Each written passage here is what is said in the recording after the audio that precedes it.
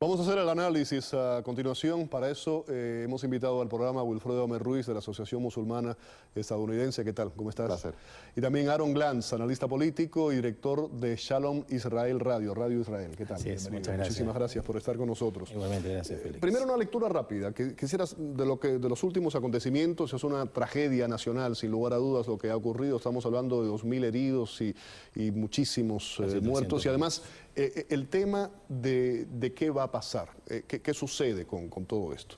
Y quiero ponerlo de esa forma. Están los enfrentamientos en Egipto, están los que piensan que a Morsi le dieron un golpe, que lo sacaron a la fuerza, que se rompió el orden constitucional, eso por una parte. También están los que consideran que Morsi no es un demócrata y que no respetó los intereses de todo el mundo, que es lo que debía haber hecho al ser electo, ¿no?, democráticamente. O sea que hay un poco de ambas partes. Quisieras comenzar contigo, Wilfredo, ¿cómo lo ves? Bueno, el primer comentario es que los militares están haciendo lo que saben hacer los militares, disparar, dar plomo, dar maceta y hacer las cosas por la fuerza. Esa es la naturaleza de los militares y uno no le puede pedir peras al olmo, ¿verdad? Así que esto ha dejado demostrado varias cosas, Félix. Lo primero es que quien está en control efectivo del país no es este gobierno que quisieron presentar de gobierno de transición civil. Quien está en control exclusivo del poder político del país sigue siendo los militares luego de lo que es un golpe de Estado,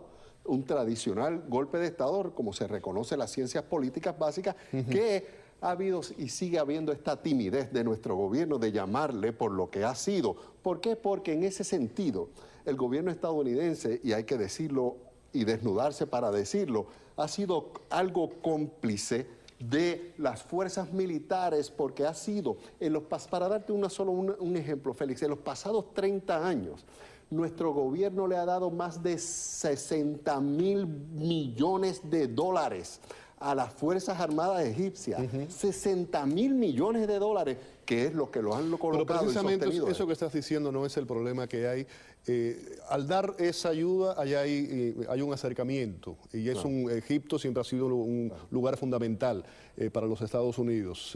Si en una forma hubieran aceptado que era un golpe militar, lo que se había dado esa ayuda había que retirarla. Claro, se rompía la relación y se rompía el contacto. Porque también la única solución que se está poniendo sobre la mesa es suspender la ayuda, pero se puede condicionar la ayuda, se puede poner presión política, que Estados Unidos simplemente se ha ido a las gradas a observar que esto pase, y ahora Kerry propone como una solución que se realicen unas elecciones rápidas. Elecciones rápidas hubo, fueron elegidos democráticamente quienes fueron elegidos, y Al-Sisi, que dicho sea de paso, Al-Sisi y la cúpula militar son todos educados en las escuelas militares estadounidenses. Al-Sisi, graduado aquí, el jefe de la Fuerza Aérea también graduado por nosotros. Así que no solo nosotros no podemos enajenarnos de la fuerza militar que hoy está realizando el golpe y ejecutando lo que está ejecutando, porque no estamos tan enajenados. Claro, lo que nos preguntábamos nosotros, y aceptando la postura de Wilfredo, ¿qué hubiese pasado si seguía Morsi en el gobierno?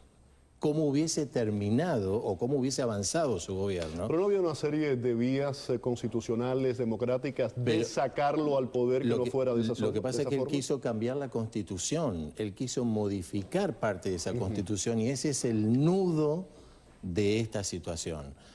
La mitad del pueblo lo votó, o un poquito más del pueblo lo votó, la otra mitad no lo votó. Hubiese pasado a la inversa y él también hubiese sacado... ¿Qué decimos? ¿Están todos mal entonces? Estamos mal porque no hay alguien que ha tomado el timón en este sentido. Y la comunidad internacional sigue viendo desde afuera. Lo mismo está pasando en Siria.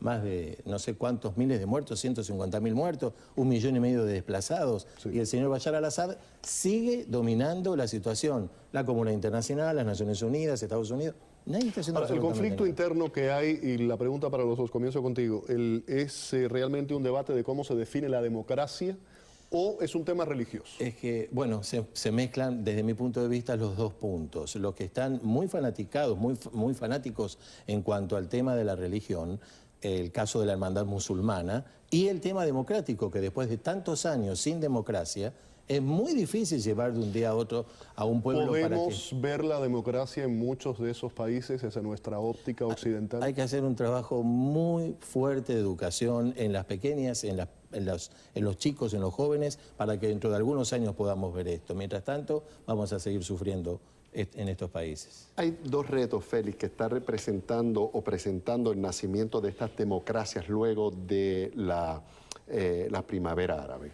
Primero, que la mayoría por fin se vea habilitada de estar representada en quienes le gobiernan, o sea, la representación de la mayoría. Exacto. Pero el otro reto, el más novel, y el que no ha sabido tratar ninguno de estos países donde están las democracias emergiendo, es el problema de qué pasa con las minorías, cómo las minorías tienen voz dentro del nuevo sistema político. Y ahí es que Morsi falló, pero yo entiendo que aún dentro de Morsi en el poder se pudo haber puesto presiones políticas para que estas minorías que no fueron electas tuvieran algún tipo de representación en el nuevo gobierno, sus voces fueran escuchadas de una manera más efectiva, porque eso es lo que se debía haber sacado a Morsi de una manera democrática a través de la Constitución.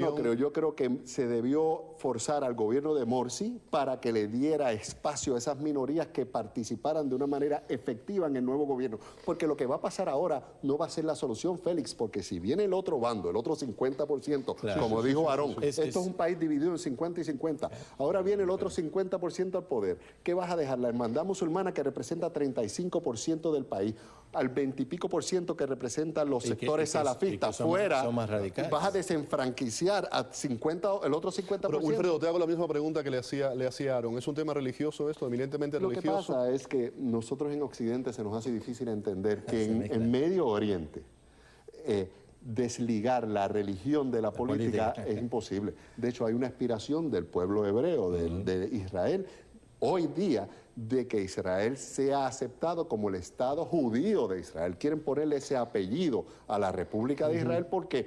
Porque en el Medio Oriente desligar lo religioso de la política es imposible, está tan ligado. Es la tierra de Moisés, es la tierra de Jesús, es la tierra de Mohammed, y ahí desligar la política de la religión o la religión de la política hay que hacer no un trabajo muy fuerte de educación desde los muy pequeños para que dentro de... Eso toma décadas. Dentro de 30 años, generaciones. Pero indudablemente que la comunidad internacional, y nosotros lo venimos planteando hace muchos años, no está operando, no está asesorando, en el caso del señor Kerry, ahora que tiene una gran responsabilidad, después de haber, como dijo Wilfredo, Estados Unidos apoyado a que Morsi llegue al poder, a que se llegue a esta instancia, hoy tiene que buscar un punto de equilibrio para que no se siga muriendo gente. Lo de hoy fue terrible, casi 300 muertos, 1000 heridos. Félix, Siria, Egipto, Afganistán, Irak, lo que han hecho es uno tras otro dar muestras del fracaso en política exterior de la administración del presidente Obama, que ha mostrado ser un neófito y un irresponsable en política exterior, y en política nacional se ha puesto en cuestionamiento mucho también de su... El presidente Obama ha sido una gran decepción para muchos que confiamos, y me incluyo, en que él podía hacer unas políticas más inteligentes en política exterior y en política nacional respecto a derechos civiles y derechos humanos. En el plano internacional, Wilfredo, el presidente y su administración, porque han pasado ya varios asesores, y los mismos siguieron los mismos pasos, se equivocaron una vez detrás de la otra, en el mismo camino, pero a la inversa. En vez de provocar la paz o lograr que haya una estabilidad en la región, afortunadamente hoy hubo la primera reunión ya formal en el tema de la paz entre palestinos e israelíes, que también no hubo grandes informaciones porque fue el primer encuentro. Hay 9 o 10 meses por delante, pero a esto es lo que hay que... Y eso llega además con el tema de la liberación de los 26 presos, claro, pero también con el tema de los asentamientos, las dos. Obviamente, claro, obviamente. Es un tema que van a seguir discutiendo. Hay mucha tela para cortar en esto, pero hay que seguir trabajando, hay que seguir apoyando las causas que lleven a una estabilidad, no a tirar más gasolina al... Hay algo que quiero preguntarles a los dos. En el principio, y eso lo hablamos, Wilfredo, en aquel momento cuando vino ese golpe militar, en general Washington, no solamente Washington, la condena fue muy suave, fue débil. No hubo una condena internacional enérgica, no la hubo. Sí, ahora se han alzado una serie de voces después de lo que ocurre. Vimos que renuncia el vicepresidente. Correcto. Está el tema de que se está militarizando al país. Claro. Hay una alerta de emergencia. ¿A dónde conduce esto? Lo que vamos a ver y lo que yo pronostico es que va a haber una política de dejar hacer, de laissez-faire, de que siga pasando lo que está pasando, porque al fin y al cabo... ¿Pero eso es porque es Egipto? Suena crudo para nuestros oídos, Félix, pero al gobierno estadounidense le conviene que allí haya una dictadura militar como en Egipto. En Egipto, porque probó ser históricamente mucho más fácil y servir mejor a los intereses estadounidenses. Donde estuvo su gran aliado durante muchos años. Claro, Hosni Mubarak nosotros le estuvimos tendiendo alfombras rojas hasta el otro día. De hecho, el primer país musulmán que el presidente Obama decidió visitar para estrechar lazos con el mundo islámico, con los 1.6 billones de musulmanes, fue al dictador con las manos ensangrentadas de Hosni Mubarak. Así de simpático nos es este tipo de gobierno, y yo creo que eso es lo que poco a poco nos vamos a ir conduciendo. Tengo que irme, pero quiero rápidamente saber brevemente la opinión de los dos. ¿Qué importante es la posición de Washington, la respuesta de Washington? Ya cuando estamos hablando, estábamos hablando de que casi 2.000 heridos, hay varias cifras, uno habla de 1.300, casi 2.000 heridos y 278 muertos específicamente que se hayan reportado. ¿Qué importante es lo que digan ciertos países claves en Europa y Washington específicamente? Creo que tienen que inmediatamente pedir una reunión de urgencia, pedir que al gobierno militar que hoy está manejando esto, pedir primero de todo pacificación. Hay toque de queda a esta hora en Egipto. Y ahí vendría entonces una escala de prioridades, porque a eso se suma Siria, está el tema de Irán, está el tema de Egipto. ¿Cómo se ponen esas prioridades? Bueno, justamente si este es un ejemplo y siguen tirando gasolina al fuego, todo Medio Oriente está en esta tendencia. Es muy peligroso que no se lo pare esto a tiempo, y especialmente por la población civil que no tiene la culpa de esto. Es un problema de imagen también. Absolutamente, claro, se están reclamando. Y eso a quien sigue manchando en nuestra imagen ahí, en la región, porque nosotros sí tenemos, el gobierno estadounidense sí tiene la capacidad, el leverage, lo que se llama en inglés, de presionar a un gobierno como el de Egipto, con las relaciones íntimas que tiene nuestro aparato militar con el aparato militar egipcio. Allí los tanques que están corriendo son nuestros tanques, los aviones que están volando son nuestros aviones, y el dinero que esa gente está recibiendo es nuestro dinero. Lo pagamos nosotros. Lamentablemente el presidente Obama no creo que tome esa... No, tengo que irme. Wilfredo, muchas gracias, Aaron. Un placer que hayas estado con nosotros aquí en el programa. Gracias. Vamos a la pausa. Al regreso, el gobierno de Maduro lanza ataques, denuncias y amenazas contra la oposición en el seno de la Asamblea Nacional. Más adelante, la despenalización de la marihuana sigue causando polémica en Estados Unidos y también en América Latina. Vamos a tener el análisis.